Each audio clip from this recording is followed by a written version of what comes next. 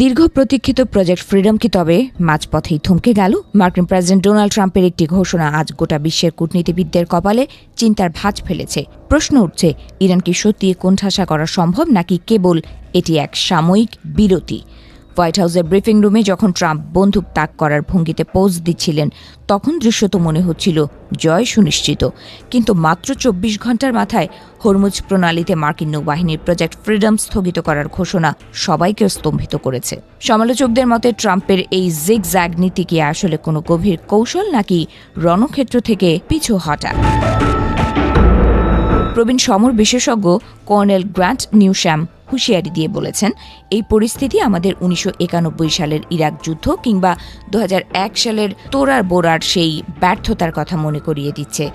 জয় যখন হাতের নাগালে ছিল, তখনই মার্কিন নেতৃত্ব পিছু হটেছিল।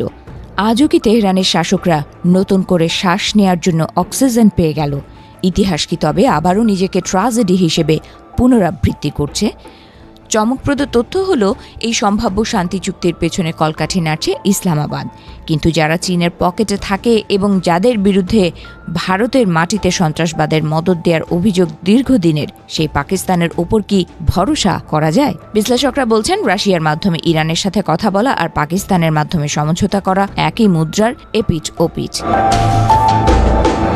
কেন এই আকস্মিক বিরতি? পর্দার আড়ালে কি মার্কিন ইন্টারসেপ্টর মিসাইলের সংকট দেখা দিয়েছে, নাকি সংযুক্ত আরব আমিরাত তাদের তেল শোধনাগারে হামলার ভয়ে ট্রাম্পকে হাত গুটিয়ে নিতে অনুরোধ করেছে?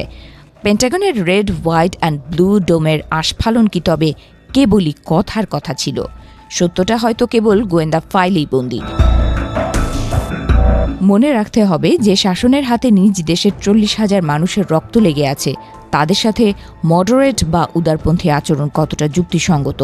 নিউশ্যামের মতে, উদারপন্থী ইরানিরা কেবল লস অ্যাঞ্জেলসেই থাকে, তেহরানের মসনদে নয়। এই চুক্তির সুযোগে ইরান যদি আবারও পারমাণবিক শক্তির দিকে এগোয়, তবে তার দায়ভার কে নেবে?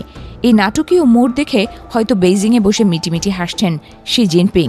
ভেনেজুয়েলা এবং ইরানের যুদ্ধে আমেরিকার দাপট দেখে যারা কিছুটা পিছু হটেছিলেন, তারা এখন বুঝে গেছেন আমেরিকাকে কেবল ধৈর্য ধরে অপেক্ষা করলেই হারানো সম্ভব। ওয়াশিংটন কি তবে তার মিত্রদের বিশ্বাসযোগ্যতা হারাচ্ছে?